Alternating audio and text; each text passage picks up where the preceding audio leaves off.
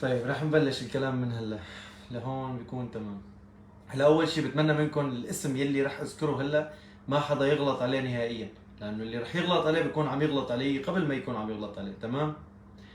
آه... مم. بالنسبة لكلام ابو آر، هاروت ابو آر، بداية لازم اوضح نقطة. هذا الشخص بالنسبة إلي اي خبر بينزله هو ثقة، اي شيء بينزله هو بالنسبه لي هذا الزلمه حدا منيح، حدا كويس، حدا ذكي، حدا قلبه على البلد. على البلد، انتبهوا، مو على طائفه معينه، لا، على البلد. هذا الزلمه بالنسبه لي ولكثير عالم بياخذوا منه خبر موثوق. انا احد الاشخاص من قبل ما اعمل صفحه واعمل اي شيء كنت اخذ منه الخبر موثوق. يعني انا شو ما بيكتب عندي انتهى الموضوع، معناته هذا الكلام صح. يعني اذا بشوف اي خبر تاني عكس الخبر اللي منزله هاروت ما بصدق. ليش؟ لانه خلص هاروت حكى عن هذا الموضوع، الموضوع انتهى. تمام. وانا لهذا السبب طالع هلا بهذا الفيديو معكم. نحن اتفقنا انه ما عاد بقى يكون في شيء اسمه تأليه للاشخاص مين ما كانوا يكونوا، مو صح؟ مو هو هذا الشيء اللي لازم يكون من زمان واتفقنا عليه اخر شيء بعد سقوط النظام؟ صح؟ صح. طيب، هاروت هو احد الاشخاص يلي دعا لهي الجمله، ولحد الان ماشي فيها، وانا واثق انه رح يضل ماشي فيها. ولانه نحن اتفقنا انه ما في شيء اسمه تقديس بقى للاشخاص، فانا لهيك طالع بهذا الفيديو وطالع اعترض على كلام هاروت. من حقي، صح؟ انا هذا الشخص بالنسبه لي هو ثقه كويس، والله الله يشهد علي قسما بالله العلي العظيم اني انا بعتبره مثل خيي الكبير. بس اذا خيي الكبير انا وياه اختلفنا بوجهات نظر فانا بدي اطلع احكي. تمام. والموضوع كان بينحل بتعليق عنده على البوست او اني راسله على الخاص. بس المشكله انه الفكره يلي هو طرحها للعامه ووصلت لالاف الناس، والفكره هي عكس الشيء اللي انا بدي اياه وعكس الشيء اللي انا بفكر فيه. يعني لو شايفه ان هي صحيحه او كان عندي او مثلا عندي اشارات استفهام ما عندي شيء احكي، ما كنت بطلع بهذا الفيديو ولا بحكي ولا بجيب سيرته الا بالخير. وانا هلا حاليا عم جيب سيرته بالخير. ما بدي حدا يفهم انه انا عم بتهجم عليه للزلمه، لا. لنفترض انه هو غلط فكل العالم تغلط، لنفترض انه انا هلا بهذا البث فانا عم بغلط فكمان كل العالم تغلط.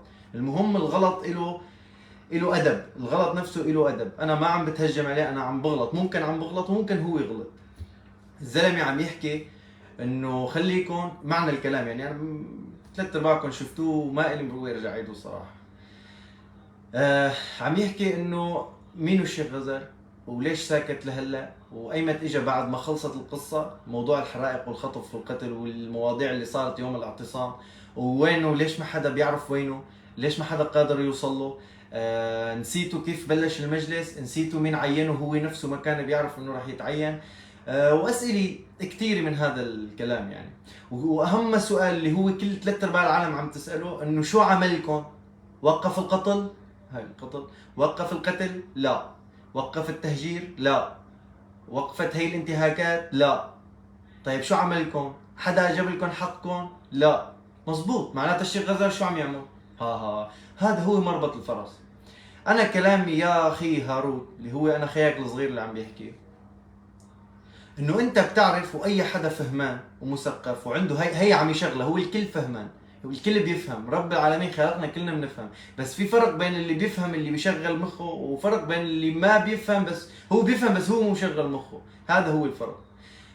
انت يا خينا انت احد الاشخاص يلي بتفكر كثير كثير كثير كثير، يمكن اكثر مني واكثر من اي حدا تاني. تمام. انت بتعرف انه ما حدا قادر يعمل شيء، الموضوع دولي.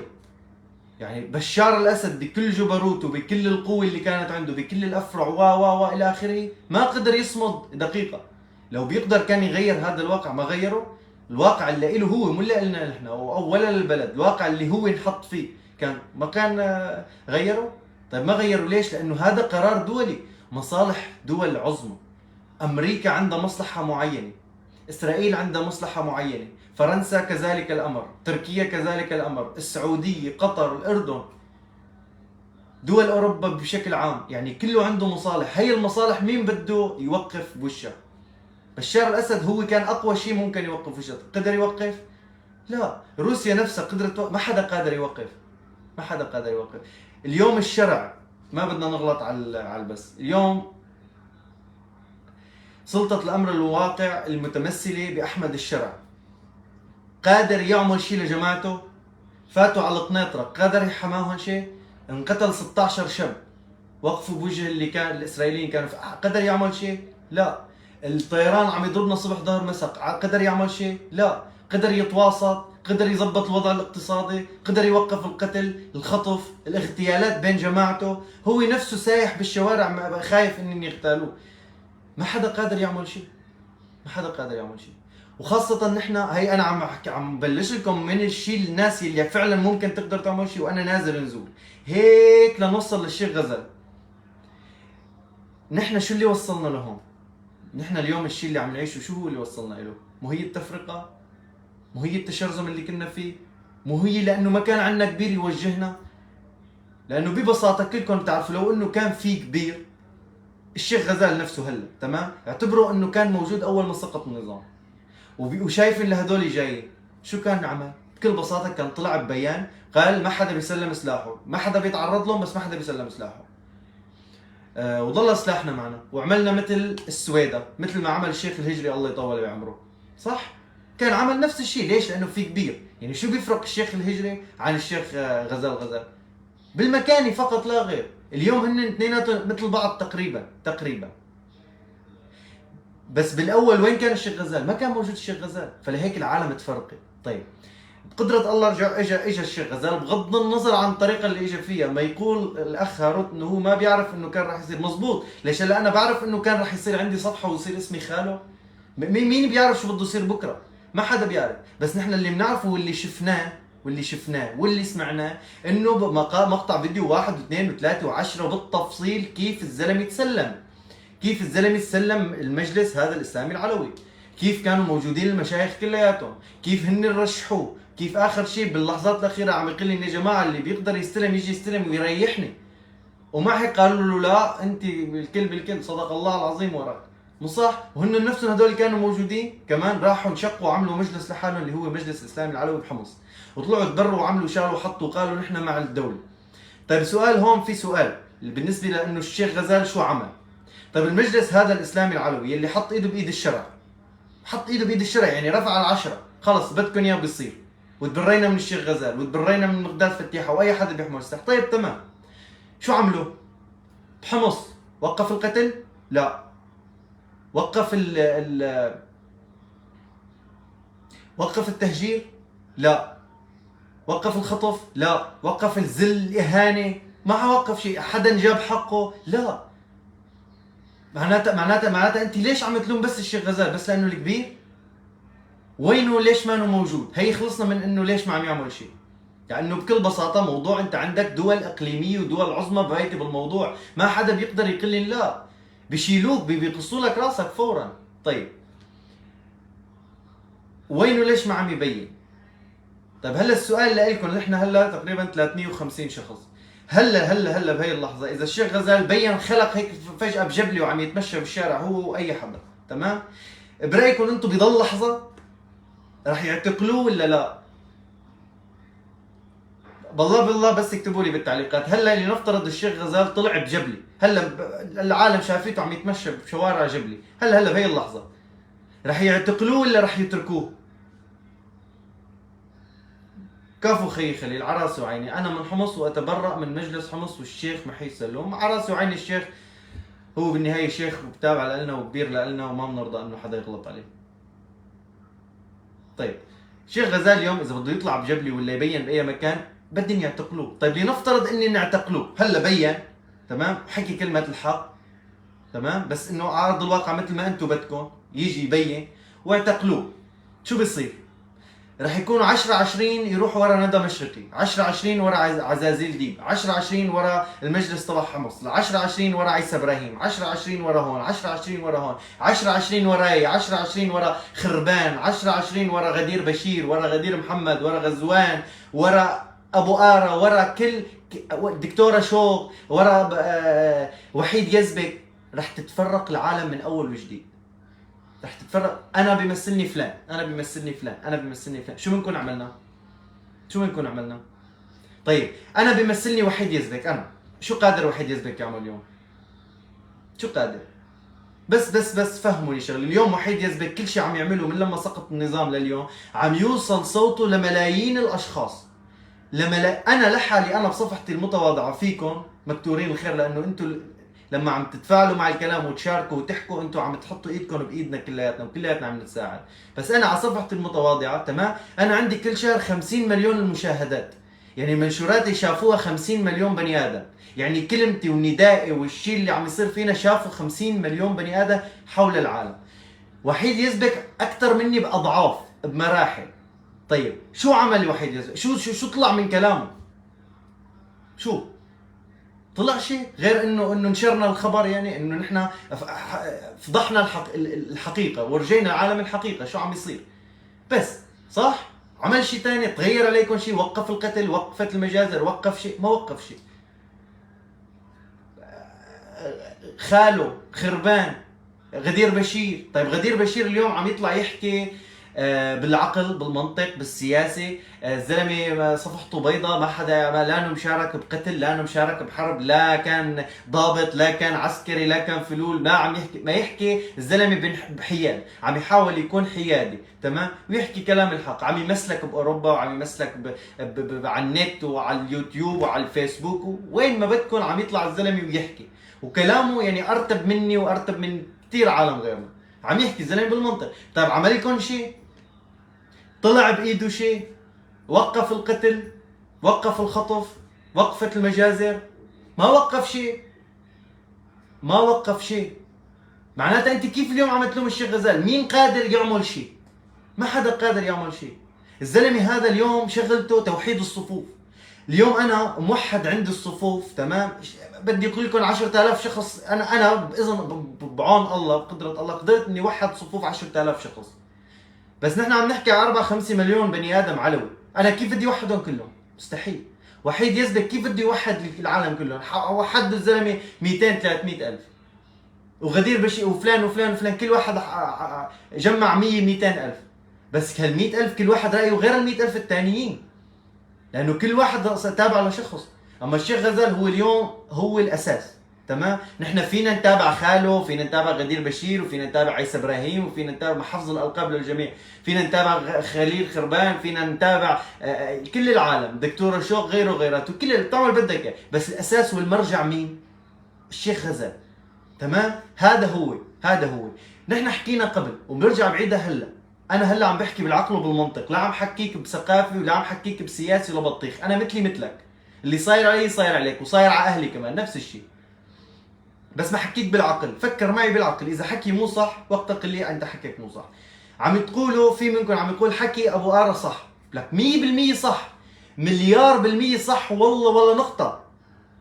بس في تعقيب واحد وكبير، مع انه هو صغير لان العالم لازم كلها تفهمه، هو نفسه لازم ما كان يروح منه.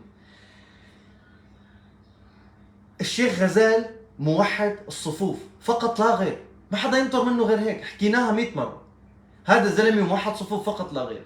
مو الحل بسوريا والحل عندنا نحن اليوم، نحن ما نحكي كطائفه علويه، الحل عندنا الجذري هو بشو مربوط؟ قرار دولي، مو صح؟ هي مو كنا مقتنعين فيها؟ طيب تمام. لنفترض هلا حاليا ما في توافق دولي ولا في قرار دولي ولا في دوله داعمتك، لنفترض صار في دوله داعمتك. هلا امريكا خيو، امريكا تمام بدها تحل الموضوع وتحميكم وتحل لكم كل هالشيء اللي عم يصير تمام. بيجي ترامب هو بيحلها؟ لا، بيجي ممثل عن ترامب او ترامب نفسه بده يتواصل مع حدا بخص العلويين، يعني بده يحكي مع واحد بينوب عن العلويين الباقيين، مو صح؟ معقول يمرق على العلويين واحد ايه علوي كيفك شو صاير عندك؟ معقوله؟ اكيد لا. بده واحد شخص كبير هو يتواصل معه، وبالتالي هو بيكون بينوب عن كل العلويين. طيب اللي نفترض هلا صار توافق دولي، الشيخ غزال هلا حاليا موجود، صار في توافق دولي، مع مين راح يحكوا؟ مع الشيخ غزال.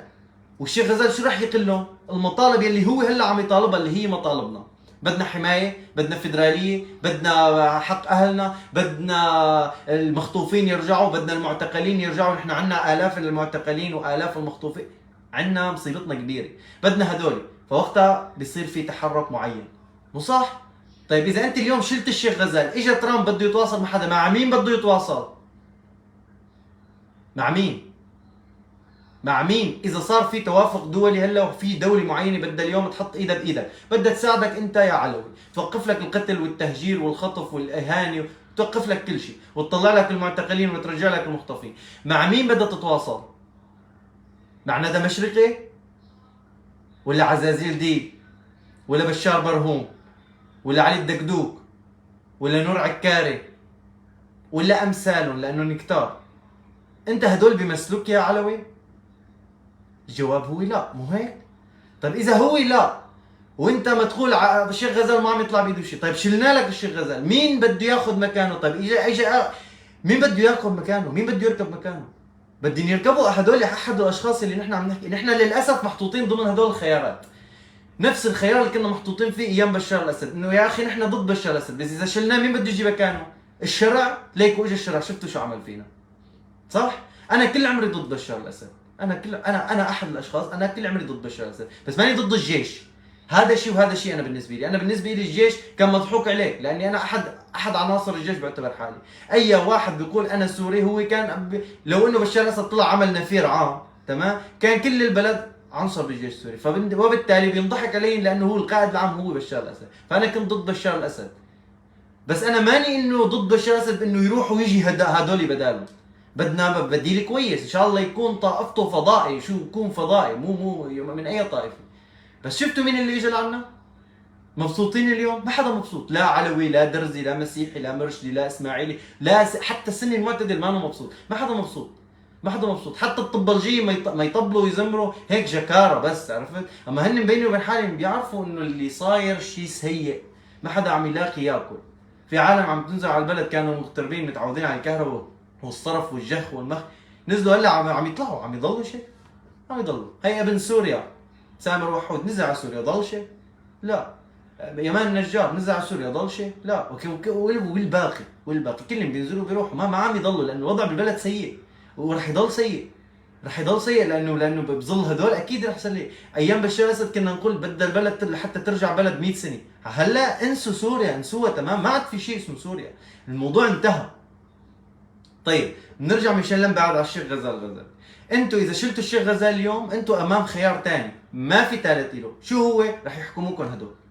ولنفترض انه حكموكم هدول، شو رح يعملوا لكم؟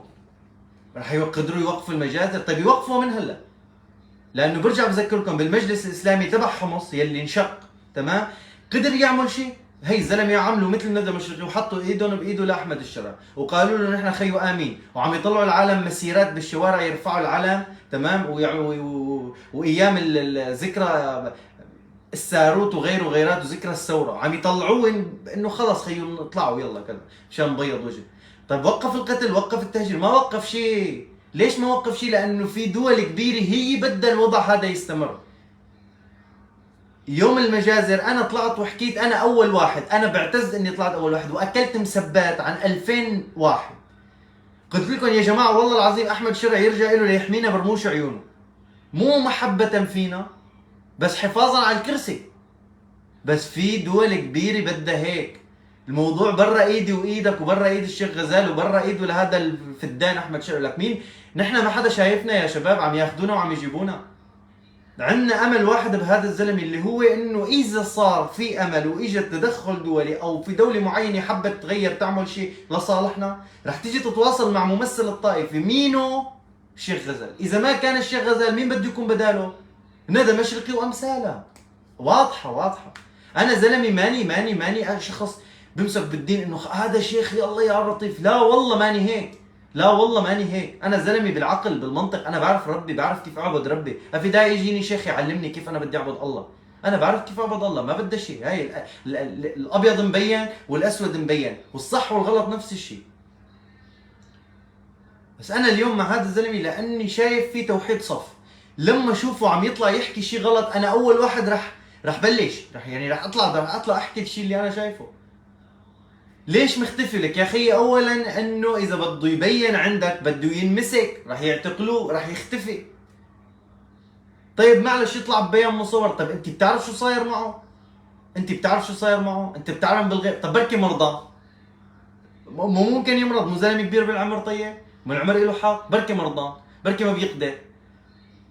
شو بس السبب الحقيقي مو انه مرضان ولا انه هيك، ممكن يكون مرضان الزلمه بس انه هو مو هذا هو السبب الرئيسي، السبب الرئيسي انه الزلمه كل يوم عم يتنقل من محله، ما عم يضل بمحل، اولا لانه هذا نفس الجواب اللي هو بيقول انه ليش ما حدا ما كلياتنا بنقدر نتواصل مع الشيخ غزال؟ ليش اولاده ما عم يخلونا؟ ما هو لنفس هذا السبب، مو شايفين الخوني كيف عم تطلع بيناتنا؟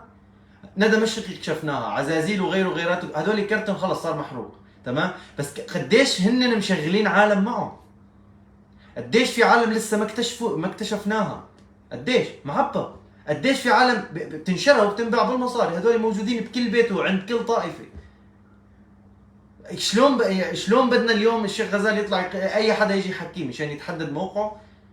ما هو انا فتكن بشغله، انت ما اللي انت اليوم مانك ضد، يعني مو بس احمد الشرع بده اياه، الدول اللي ورا احمد الشرع بدها اياه. مخابرات التركية عم تلاقي يعني ما فيني حددوا موقعه، ما فيني كذا. انتوا بتعرفوا لما عم يبعث مثلا هي الورقة اللي انتوا اليوم شفتوها قريتوها، انتوا بتعرفوا كيف نزلت؟ وين دانك هون هيك لفت لفة حول العالم لحتى نزلت، كرمال ما يتحدد موقعه، كرمال وكرمال وكرمال. الزلمة ما بده يتركك، قال لك انا معكم وبينكم، ما بده يطلع. انا ضد انه يكون بالبلد، انا كخاله انا ما بدي يكون بالبلد. انا حاولت اتواصل مع حدا، قلت لي يا جماعة كرمال الله كرمال محمد طلعوه برا البلد. لك يا زلمه ليش ما توجعوا لنا راسنا؟ خلص طلعوا برا البلد. وعلى لبنان يا اخي عجب المحسن، هي شلفت حجر، الزلمه يقعد فوق وخلص يطلع يحكي ويكفي شغله اللي عم يشتغله. ايه الشيخ غزال رافض، الزلمه ما بده يطلع برا، بده يموت بالبلد، بده يموت مثله مثلك. هيك تفكيره. بالعقل انا ضد هالحكي، بس بنفس الوقت لما بدنا نحكي بالقلب معناه قديش هذا الزلمه ما كويس، قديش. هي شغله. ما بنضيف لسه شغله رابعه مدري خامسه، ما عاد اعرف باي فكره صرنا. لانه انا بطلع بحكي هيك، عرفتوا كيف؟ لا مسجل شيء ولا مرتب افكار. انت اليوم طالع ضد الشيخ غزال، هذا حقك، فكره وانت خطرت لك وحابب تعبر عن رايك. طيب انت مع ندى مشرقي؟ لا. شو هي ندى مشرقي؟ مع عزازيل وهذول؟ لا. طيب اذا هن هاجمين على الشيخ غزال وعم يحكوا نفس الحكي اللي انت هلا عم تحكيه عن الشيخ غزال، عم تستوعب؟ انت عم تحكي نفس الحكي اللي هن اعدائك عم يحكوه، يعني عم تحقق اهدافي. يا اما انت مع عدوك وعم تشتغل معهم من تحت لتحت وعم تقبض مصاري، يا اما انت غبي بالعقل. ولك الشيخ غزال طلع قال لك انا مع الشرع؟ لا. قال لك خرسوا؟ لا. قال لك اطلع، يعني هو قال لكم اسكتوا، صرتوا تقولوا لايما بدنا نضل ساكتين. طلع عم نموت وعم نتقتل ولا ولازم نطلع ونعمل حرك ومظاهره، وشوف اخوتنا المرشديين وشوف اخوتنا الدروز وشوف اخوتنا المسيحيين طلعوا حكوا نحن بدنا نطلع نحكي. طلع الزلمه قال لكم اطلعوا اعملوا اعتصام صامت، حدا طلع؟ ما حدا طلع. طيب احترنا. انت الشخص اللي انت عم تلوم الشيخ غزال حط حالك محله، بتفهم. انا عم حط حالي محله عم بفهم. يا زلمه بنقول لكم اسكتوا، بيطلع لك واحد بيقول لك لا لايما بدي ضل اسكت، هو معه حق. طيب اطلع بالشارع بتلاقي واحد تاني لا ما بصير نطلع بالشارع هلا بيجوا بيقتلونا. طيب نفس الشخص اللي عم يقول، اللي كان عم يقول انه انا ما بدي اسكت بدي اطلع بالشارع، طيب هي قال لك اطلع، طلعت؟ ما طلعت. طيب كيف تحط الحق عليه للزلمه؟ كيف؟ يعني لا هي بترد ولا هي بترد واسا ما تلومه. فعيني انتوا خلص الموضوع منتهي، الموضوع والله منتهي، وفكره كثير بسيطه قسما بالله، واضحه للاعمى. برجع لموضوع خينا هاروت، انا بحبك كثير يا خيي كاخ، والله الله يشهد علي، انت بالنسبه الي والله شخص موثوق، وانا لولا حبي لك انا ما بطلع بحكي هذا الكلام. لو انك انت مالك غالي عندي انا ما بطلع بحكي هذا الكلام، بس انت قافل التعليقات ولا بتخلي حدا يحكيك مسج، كيف بدي اتواصل معك؟ ما عندي غير هالطريقه. هذا بالاضافه انه انت كلمتك عم توصل للالاف، عم توصل للملايين، فانا ما بقى بتزبط اني اطلع انا احكيك على الخاص. حتى لو بدي احكيك على الخاص بدك تقول لي ايه بعتذر؟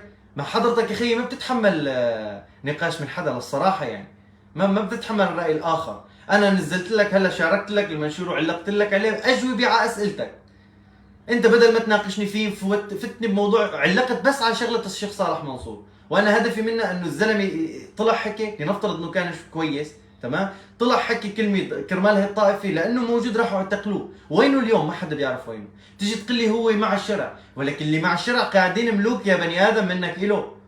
الندى مشرقي مين بيسترجي يقرب علي؟ عزازيل مين ما حدا ما يسترجي يطلع برا بيته. بالنهار عم ينخطف، عم تنخطف العالم، الا عزازيل دي الساعه 2 بالليل بيطلع برا بيته بيروح بيصور، لا على مكان الحدث يعني.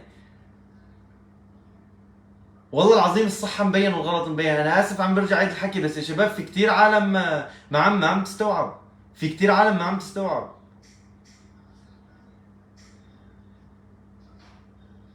المشكله انه لما عم يطلع هاروت ولا انا، هلا انا اذا بطلع بصير احكي على الشيخ غزال بالغلط بدون دليل بدون منطق بدون عقل، انا هيك عم شتت الطائفه. انا مين اللي عم يتابعني؟ العلويين مثلي اللي هن بخصني الشيخ غزال. لما بدي اطلع احكي عليه الكل، امبارح كنت عم طبل له، اليوم بدي احكي ضده، رح اتبهدل، رح شتت العالم. انا بطلع بحكي ضده بس لما يكون بايدي دليل، مو اطلع احكي هيك اي حكي، ابني كلامي كلياته على فرضيات. شو على فرضيات؟ معناه هلا بيجي بقول لكم انا جدي كان هتلر، يلا مين في يكذبني؟ وهو انا مغطى وشي كرمال ما حدا يكشفني، لانه شواربي مثل شوارب، ويلا. وفيني اقول لكم انه انا جدي كان مين يعني؟ يبقى اي شيء فيني احكيه. هيك الحياه يعني، اي واحد بيجي بيحكي اي كلمه هي ما نحكي نحن بالعقل وبالمنطق. وهاي العقل والمنطق بيقول لك انه هذا الزلمه هو موحد صفوف، لا اكثر ولا اقل. لا حدا ينطر منه يعمل شيء. لك الزلمه عنده جيش جرار وساكت لحتى تلومه. حكيك انت نفسك مزبوط، نام فاق لاقى حاله هو مستلم العلويين. ايه شو بده يطلع بايده؟ ما هو مثله مثلك، مثلي مثله مثلك يعني. شو بده يعمل؟ شو بده؟ كيف بده يوقف لك ضد كل العالم؟ كيف بده يوقف ضد، لنفترض انه بده يعلن الزلمه حرب، كيف وانت ما معك سلاح؟ مو انت سلاحك رحت سلمته يا بطل؟ كيف بده يعلن حرب علي؟ يعني لا بالحرب فيها ولا بالحكي ولا بالسياسه، وملاحقينه من مكان لمكان، ولسه فوق نحن نزيد عليه. نحن ما عم نزيد عليه على فكره، ها نحن عم نزيد على حالنا. نحن ما عم نضره، عم نضر حالنا، لانه قسما بالله العلي العظيم انا كون محله والله لا انتحر. يلا هلا خلي ينحضروا بس كمان. انا لو محله لا انتحر، لاني ما راح اعرف اوقف اني احكي، بدي ضل مكفى. معكم انتم كيف بدي اوقف؟ بدي انجلط، بدي موت، ما فيني لانه شيء فاق العقل. بيجيني كل واحد بيقول لي لا معه حق ابو ارى، طيب بيجي بناقشه الكلمتين، بيجي اخر شيء بصير يقول لي ايوه والله معك حق يا خالو. ولك ما تفكر يا شباب، قسما بالله العلي العظيم، بالله بس انتم 270 واحد. بعد ما شاركت له هذا البوست، اجى هو علق عندي ابو هارون، تمام؟ علق عندي، مشكور انه رد علي، بس رد علي بشيء يعني ما له علاقه بالحكي، بس بده خلص عناد الشغله. غير ابو هارون، غير هاروت، اجاني واحد علق لي قال لي والله يا خالو لا تواخذني بس حكيه لهاروت صح. قلت له كيف صح؟ ناقشته والله دقيقه، علقت له تعليق واحد، على تعليق واحد قسما بالله حذف تعليق وحكاني على الخاص. قال لي والله طلع معك حق يا خال، انا بعتذر كثير على التعليق الغبي اللي علقت لك والله بالحرف. طيب يا خيي يا عيوني يا روحي انت وامثالك، ليش ما فكرته؟ ولك معقولي انت اللي الفكره اللي بتخطر ببالك بتطلع بتكتبها؟ كلمتك انت في غيرك عالم، الاف عالم غيرك ما تشوفها. انت لما عم تحكي عم في غيرك عم يشوف، يا الله في غيرك عم يشوف. مو الكل بيفكر، مو الكل بيحسب. لما بيشوفوا انا هلا، اذا انت اليوم بدك تشتري اي شغله، تمام؟ اذا 1000 واحد وصاك فيها انها كويسه، واجاكم 10 قال لك لا مو كويسه، مين بتصدق؟ بتصدق ال1000 اللي قالوا لك لا كويسه، مو صح؟ بس طيب انت ليش لا ترد على هذا ولا على هذا؟ فكر بعقلك يا خيي، فكر بعقلك. 1+1=2، لازم اذا انت شفت 2000 واحد قايلين لا يساوي 5 معناتها خلص 5، لانه كتار اللي قالوا. بدك فكر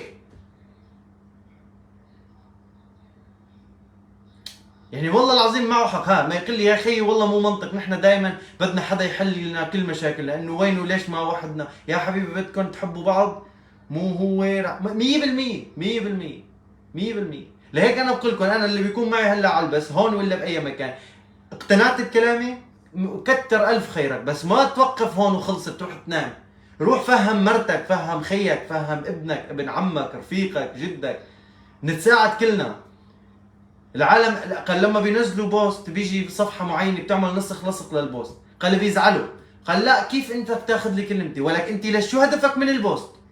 مسجل ماركه باسمك ما عليه ختم يعني؟ انا لما بنزل بوست هي فكره بدي اياها توصل، فانا لما بتشاركها ان شاء الله تشاركها باسمك ولا باسم خالتي بابا، شكرا لك، انت هيك عم تساعدني، عم تحقق لي الهدف اللي انا بدي اياه.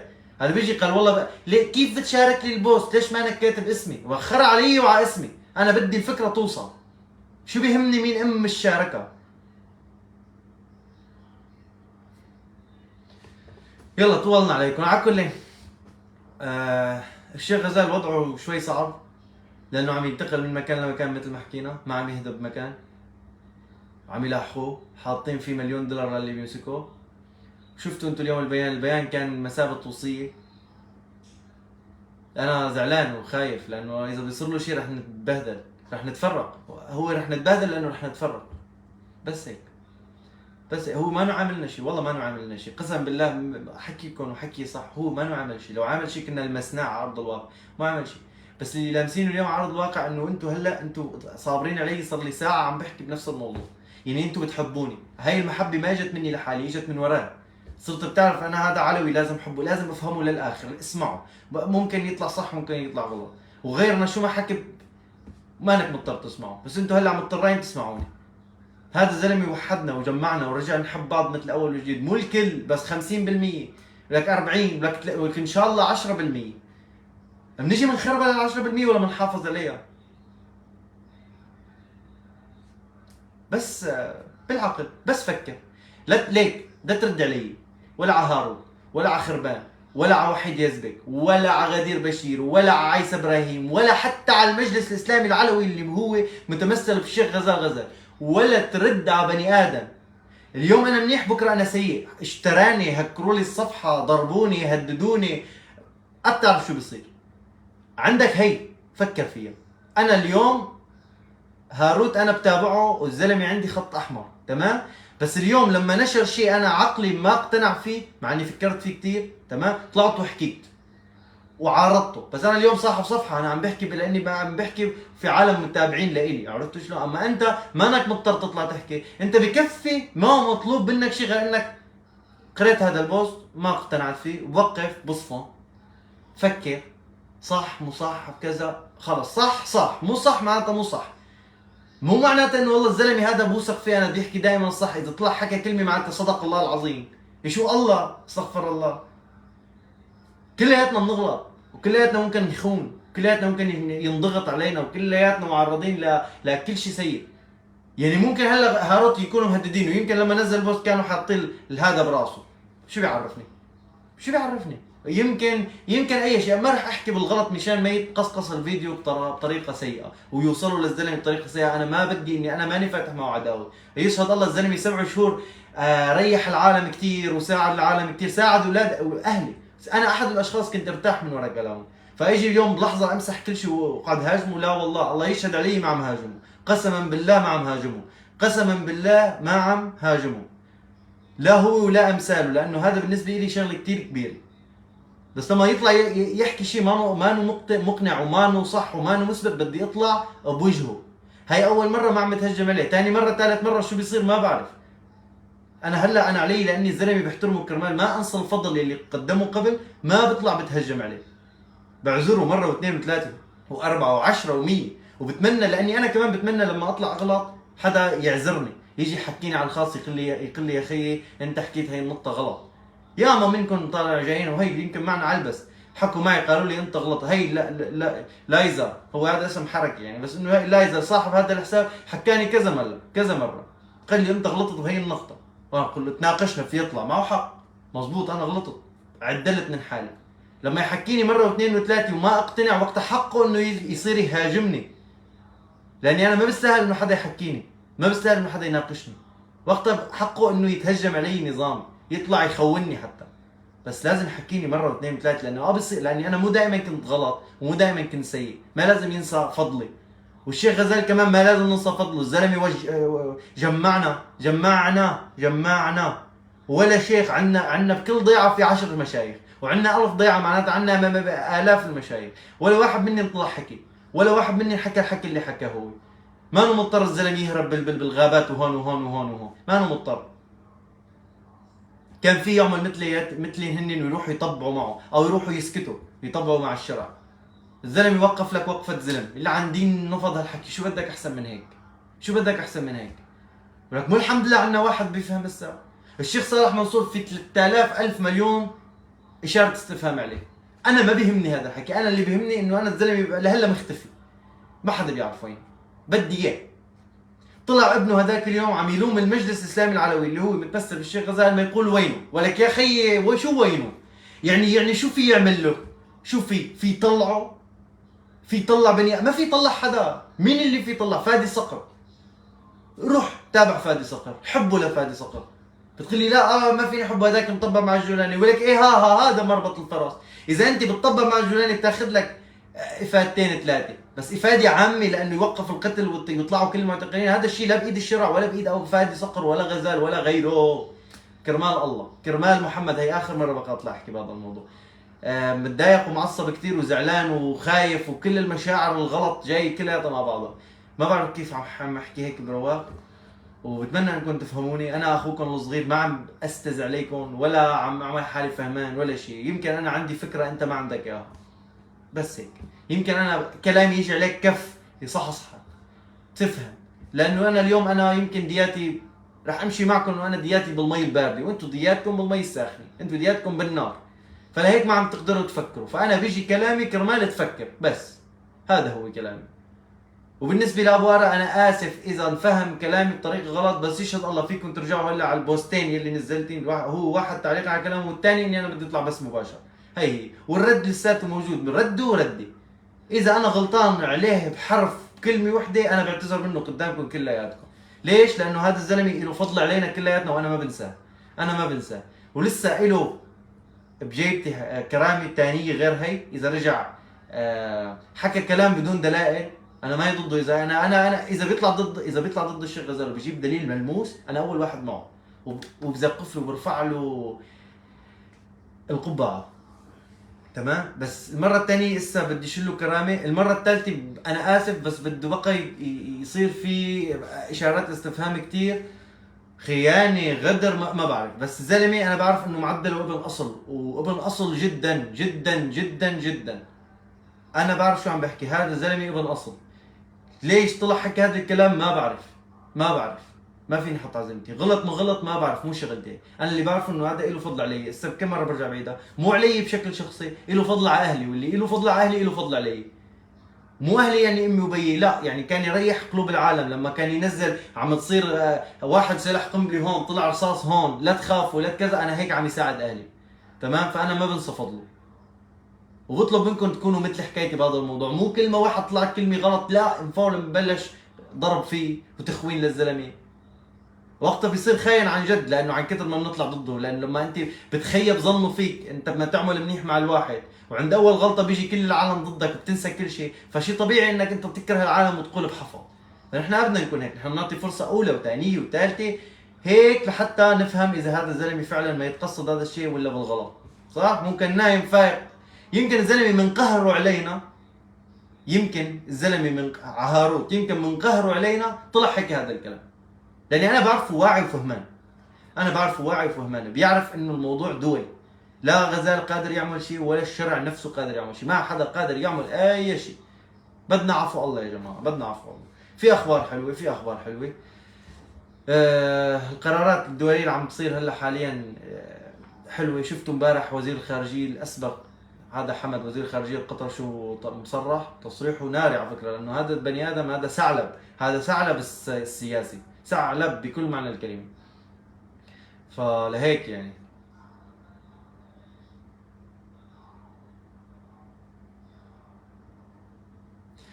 بس ثواني. الباسل، لا افهم عليك يا الباسل، والله كنت احترمك بس لما قلت ابو آرا يلي 3/4 ما بنعرفه له فضل علينا، والشيخ صالح يلي تبهدل من ورانا. يا اخي يا حبيب قلبي، انت شفت كيف انت فهمت كلامي هلا؟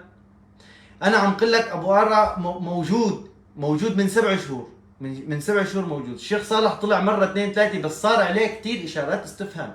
اولاد ضيعت انا ما بعرفه بشكل شخصي، بس اولاد ضيعته نفسهم صاروا يحكوا حكي طالع نازل. انا يعني ما بحق لك تنزعج من كلامي، بتعرف ليش؟ لاني انا لا عم قل لك كويس ولا عم قل لك سيء، انا بدي اياه يطلع من السجن. انا هذا اللي بعرفه. انا اي حدا بيجي عم يقول لي الشيخ صالح عميل للهيئه، عم قل له عندك دليل؟ يقول لي لا، بقول له خلاص مع هذا شفته طالع نازل لعندهم، يقول لي لا كول خرا معنا. كيف عرفت انه خاين؟ بس بنفس الوقت انا ما فيني اقول لك لا مو خاين. ما حدا بيعرف. وهذا الزلمه هو كبير من كباريتنا وبدي اياه يطلع من السجن، انا هذا اللي بعرفه.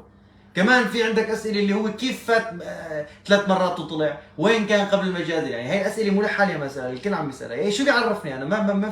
ما فيني اعطيك جواب نهائي، عرفت؟ لاني ما فيني اعطيك جواب نهائي لاني ما بعرف، فلهيك ما فيني احكم عليه للزلمه. بس ابو ارق ايه عليه فضل يا غالي يا خيي، عليه فضل، عليه فضل، إله فضل علينا. اليوم لما حدا بيعطيك وردة لازم ترد 10 وردات يا اخي، هذا ما نوع علوي مثله مثلك، مثل اجروا الموضوع في وقت الجد. عرفت؟ الزلمه مسيحي وارمني، يعني ما فارق معه، ان شاء الله بتتشقف، ما حدا مقرب عليه، هو شو بده لحتى يعل قلب ويسهر صبح وظهر ومساء؟ شو بده؟ فمعناتها ايه له فضل يا اخي. اما الشيخ صالح منصور ولا الشيخ غزال ولا ايه، هو من واجبه انه يوقف، هو من واجبه، اذا ما وقف بيكون خاين، بيكون بلا قيمه وبلا ضمير وبلا دين. اما مثل واحد مثل هارود، اذا ما وقف معك ما فيك تلومه حبيبي، لا هو خيه عم ينخطف ولا خيته اللي عم تنسبى ولا حدا عم يعمل له شيء. الزلمه فضى وقت من وقته مشانك، معناتها هذا له فضل. تيجي تقول لي هذا الكلام؟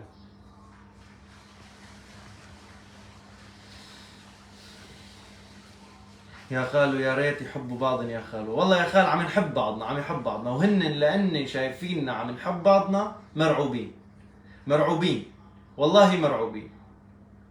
بس هيك. انا هلا اذا بيجي اي شيخ بيقول لي اعمل هيك اعمل هيك ما برد عليه، يمكن بحترمه وبسكت ما بعبره، بس ما برد عليه. فانا هلا الشيخ غزال اذا بيطلع بيحكي شيء انا معه، انا معه قلبا وقالبا، كل شيء وهو ما عم يغلط. لما اشوفه عم يغلط بدي انتفه انا اول واحد، يعني انا ما باخذ الشيخ انه والله هو شيخ معناته صدق الله العظيم. صدقني كل اللي عم يطالب يطلع الشيخ فيديو انه ما عمل شيء لي انهدف وسخ مدسوسه، 100% خال. ممكن بدي يحددوا موقعه، ممكن الشبكات مراقب، الزلمه برا جوا البلد، انا راح جن كيف هو ما عم يطلع برا البلد. والله انك مزوق تفهم، شكرا يا خال عراسي.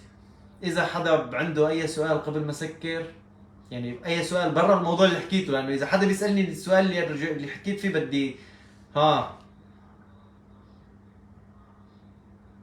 فاذا حدا عنده اي سؤال يرجع يكتب لي مشان نتناقش فيه، ماني عم بستأستز عليكم، بس نتناقش فيها مع بعض. في نقطة كمان مهمة، اللي ما يبعث لي على الماسنجر ولا على التليجرام ولا أي مكان إذا ما رديت عليه، فما حدا ياخذ فكرة غلط عني إني شايف حالي ولا حركات. شو بدي شايف حالي؟ أنا بكره إني أطلع على السوشيال ميديا، فهو لهيك أنا كمان السبب الأساسي إني مغطى وشي، لأني ما بدي، أنا بس خلصت هالمعمعة حازف كل شيء ومختفي. فبسبب كثرة الرسائل، يعني أنا 2000 رسالة عندي على الماسنجر ومليون رسالة على التليجرام، فأنا ما بلحق رد على الكل، هذا غير إني أنا بشتغل باليوم 12 ساعة، عرفت شلون؟ فما فيني يعني ما فيني رد على الكل. فلهيك بس اني رح رد، اكيد رح رد، بس اليوم بكره ما بعرف. فلهيك دائما بقول اللي عنده شيء ضروري يرجع يبعث مره واثنين وثلاثه، لانه انت بس بعثت مره وسكتت بعدك في كثير عالم بعثوا، فصارت رسالتك تحت، فلما بيجي انا اللي رد رح رد على اللي فوق، ما رح رد على اللي تحت. فهمت علي؟ على راسي يا خال، على راسي، شكرا لكم، والله كلامكم كثير كبير بالنسبه لي. كل حدا بيوقف معنا له بكلمه له فضل. مزبوط يا خال، مزبوط.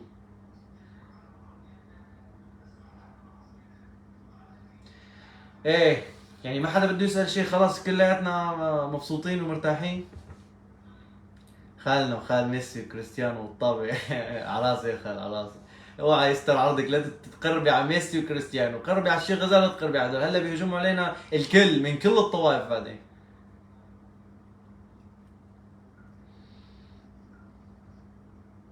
انا ناطر اذا حدا عنده لسه سؤال يبعث لي.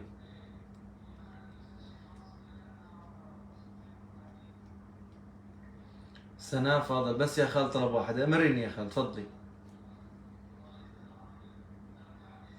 خالو اذا لا سمح الله، اذا اسمعوا لي هذا التعليق، إذا لا سمح الله صار شيء للشيخ غزال لازم نلاقي طريقة نضل متحدين. هلا إذا صار شيء للشيخ غزال الله أخذ أمانته، الله رب العالمين، هذا ما حدا في يقول له لا، تمام؟ شو؟ مين بدنا نحط بداله؟ والله أنا ما عندي جواب، أنتم لحالكم اعتبروا هلا الله أخذ أمانته للشيخ غزال، الله يطول بعمره يعني. شوفوا لنا مين بيطلع براسكم، مين ممكن ياخذ مكانه؟ مين؟ أنا من عندي بقول لكم ندى مشرفي. آمين يا أخي جعفر، آمين يا أخي.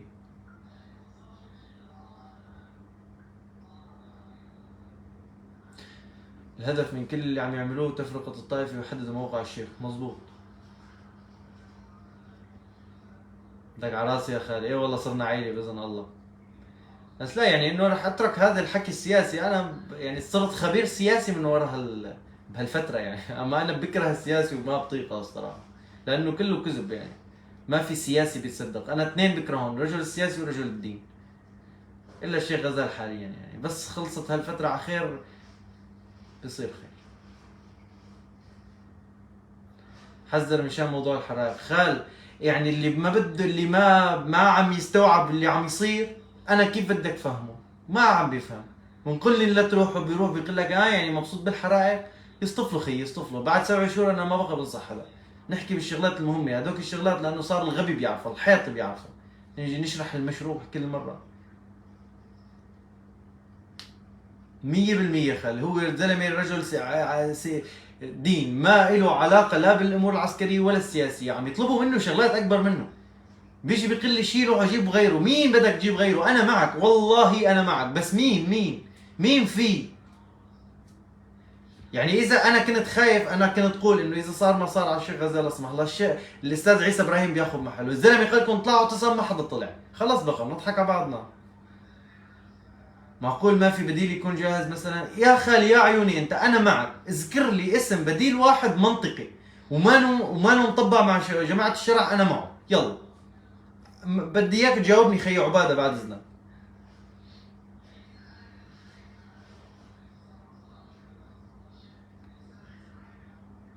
يا شباب، ما حدا يطلع بشكل عشوائي باتجاه الحرائق كرمال ما يلبسوه موضوع الحرائق كلياته. هيك عم يصير. لازم نضل نحب بعض ونضل يد وحده، لانه يا خالي اذا هي اخر فرصه. اذا ما كنا هيك والله بحياتنا ما راح بقى نرجع مثل العالم الخلق، ولا راح تقوم لنا قائمه. لا والله. جاي الاقليم بعد التضحيات. اذا انت عم تتمسخر فتمام. اذا عم تسال سؤال، فما حدا بيعرف في الكون غير الدول الكبيره. اذا اجت مصالحها مع انه يصير في اقاليم وتقسيم للبلد، فراح يقسموه ويلعنوا دينه. اذا ما في مصلحتهم ضد التقسيم، فما راح يصير تقسيم ولا في فدراليه. موضوع مصالح بحت، ومصالح دول كبيره. وحاليا الدول الكبيره مع موضوع التقسيم، لانه امبارح الاتفاق بين قسد وحكومه شرع ما زبطت. ومو بس ما زبطت، انتهت بالعيطه، وعشوائي كانوا راح يضربوا بعض يعني. يعني فداك فدوى. مثل ما قلت لي بقول لك. البديل الشيخ سليم نازلي. شو عم تسأل ولا عم تتمسخر؟ وانا ما بعرف والله الصراحة يعني. بس وينه؟ ليش ما بين يعني؟ يطلع يبين يقول انا زلمه صاحب مشروع 1 2 3، فالعالم يا بتلفح عليه واما لا. بس بما انه ساكت فمعناته هو نفسه مع هذا الشيء يعني. برشحك انت تكون شيخ. هلا انت ما تسب عليني والله يا ابو حميد، بس يلا مبلوعه منك. ليزر طلعت اعتصام لحالي. انت دائما كفو يا خال، بس ما نقول لك هدي علي ما عم يسألك الك يا اخي عباده. والله يا خال ما في بديل. لو كان في بديل كان بين من الاول. ده ما من الاول. لو انه من اول اسبوع او يعني انت عندك بعد ما سقط نظام ب 10 ايام، 10 ايام بس هسه ما كانت العالم سلم سلاحها تمام. بهال10 ايام كانت كلياتها منادات لتسليم السلاح. قسما بالله العلي العظيم انا احد الناس اللي ما لي علاقه ولاني شيخ ولاني شيء، شلت التليفون وين في شيخ صرت حكي انه اوعى تسلموا سلاحكم، هذول بدهم يفرمونا. ها انت امبارح كان هذا عدوك، اليوم بتصير صاحبه، بقول لك بتزت له سلاحك. بدك تفوتوا على مناطقنا يفوت، ما في حرب تمام. بس يا اخي خلي معي شيء انا دافع عن حالي فيه. اذا غدر لانه هن غدارين، هن اهل الغدر. ما حدا رد علي يا خال. فمن هي النقطة بهال10 ايام بيثبت لك انه ما كان في بديل ولا في اي حدا. لو في كان بين. اللي بين هو الشيخ غزال، هو الوحيد اللي طلع، هو الشيخ صالح منصور. الشيخ صالح منصور طلع حكي بالاول يعني شيء ترفع له القبعة. الشيخ سليم نازل تركي، بما انه تركي معناته هو تحت العباءة التركية وتحت تحقيق الحلم العثماني من اول وجديد. حتى لو ما يحكي حكي صح ومنطقي فهو كرمال هيك. انت اليوم بتركيا ما في بني ادم قادر يحكي كلمه للعلن الا بامر وبموافقه من الحكومه التركيه. انتبهوا كثير منيح من هذا الموضوع. مستحيل في واحد تركي قادر يحكي كلمه. ليكوا ملايين طلعوا ضده، ملايين ما حدا قدر يغيره. فبدهم يتركوا الشيخ يحكي بكيفه؟ مستحيل. لازم الشيخ غزالي يحدد اسم مين راح يكون البديل. والله يا خال انت حطي حالك محل الشيخ غزالي. عندك ثقه بقى بجارتك بابن عمك؟ ما عندك ثقه بحدا. والشيخ غزالي نفس الشيء.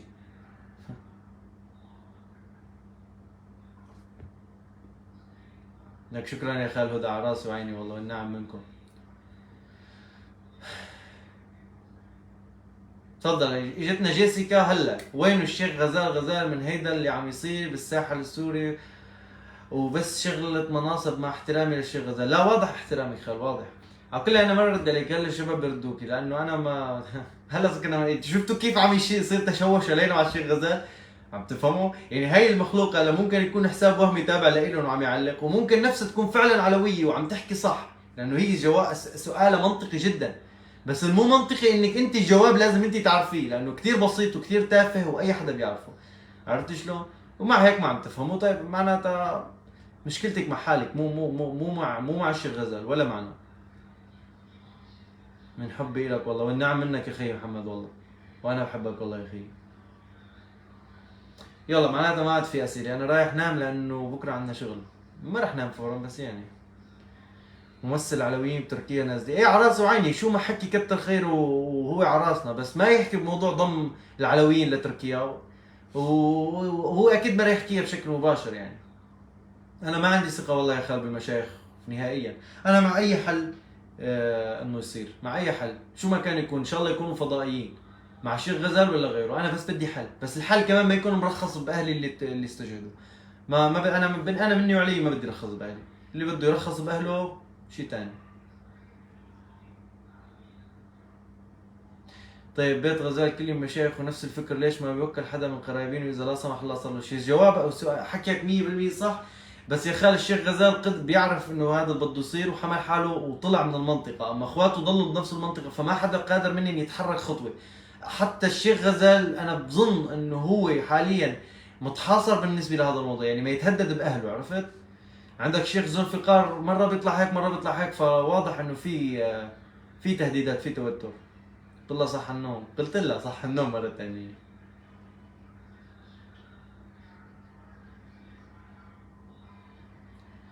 إيه الحمد لله رب العالمين، الحمد لله، الحمد لله على كل حال. صار لي عمر عم يحاربوا شبابنا، اي والله يا خال، اي والله. على راسي اخي احمد، شكرا لكم جميعا. شو بعدين شو هالمنصب؟ ايه بيديني معك حق. انا لحد هلا ما عم بفهم شو هالمنصب، على فكره هاي كانت نقطه كنت ناوي احكيها باول بس نسيت. لخينا هاروت انه هو عم يقول مناصب والزعيم والملي ومدري شو، لك يا زلمه وين الزعيم ملتان؟ متبهدل الزلمه متبهدل. شباب الشيخ غزال متبهدل قسما بالله، قضينا طلعه ونزله وجبال وديان يعني. يلا للعن ابو المناصب، قال منصب، قال اول مره بشوف زعيم منصب متشرشح. انتوا بتعرفوا، انتوا بتتذكروا المشكله اذا نذكر اسمه بنتبهدل، كيف بدنا نقول؟ لا بتعرفوا شو عادي. السنوار. السنوار ضلوا يقولوا عنه انه زعيم الانفاق، هو بالانفاق، هو بيقول انه هو بالانفاق، وهن عم يقولوا لا هذا زعيم الفنادق، عرفت؟ جهاد الفنادق، وانه هو كذا هو كذا، حتى شو هو سمعته وضل ساكت وما طلع حكي لا ببيان ولا بصوره ولا حدا دافع عنه. ثلاث ارباع العالم صارت بتعرف انه هو كذاب ومنافق، اخر شيء لما استشهد وين كان؟ وين كان؟ ما يقاتل مثله مثل العناصر.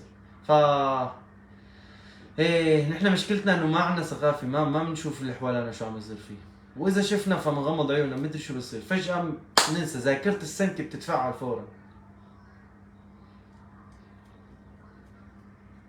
شكرا شكرا يا تالا، شكرا.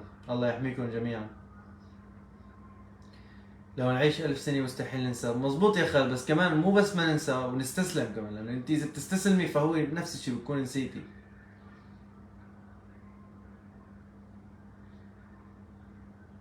مزبوط يا خال، ما حدا له فضله مني، لا والله، لا الشيخ غزال ولا غيره. اللي عم يشتغل يوم كتر ألف خير وبس هيك، ونحن لازم نحترمه مشان يكفي ومشان غيره كمان يشتغل، لا تعظيم ولا هي. زلمه قال لكم حتى موضوع انه ما في غيره يشتغل، مع انه عم يعمل شيء، ولكن ما هو نفسه قال انه اللي بده يشتغل ويساعد، من كل مين يشتغل ويساعد من مكانه ومن مطرحه. يعني انت صاحب صفحه اطلع احكي، انقل الوجع. انت محامي اطلع ارفع دعوه قضائيه. انت اعلامي اطلع تواصل مع الاعلام الخارجي. الزلمه ما احتكرك شيء، قال لك اللي عنده شغل يشتغل، اما اللي ما عنده شيء يشتغله ما يطلع يكتر حكي. هيك هو قال، هو نفسه قال هالحبيب.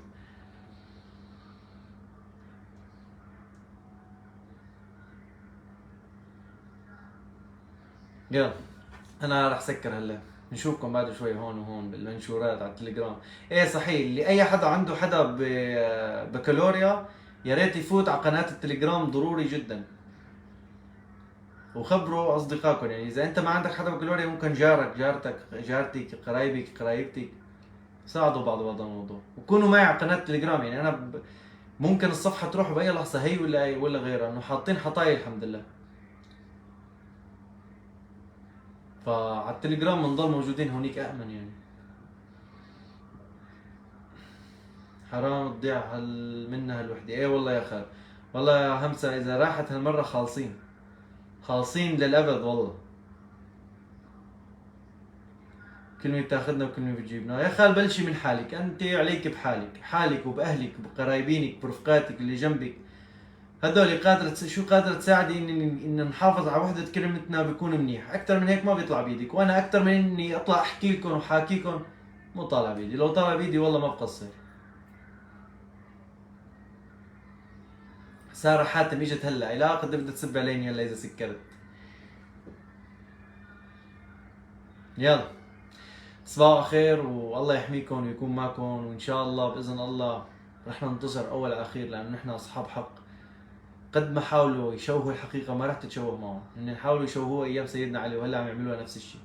لا خاب ظننا بسيدنا علي، ولا رح يخيب ظننا بقوتنا ولا بوحدتنا، ولا حتى انه نضل واثقين ومتاكدين انه نحن اصحاب حق.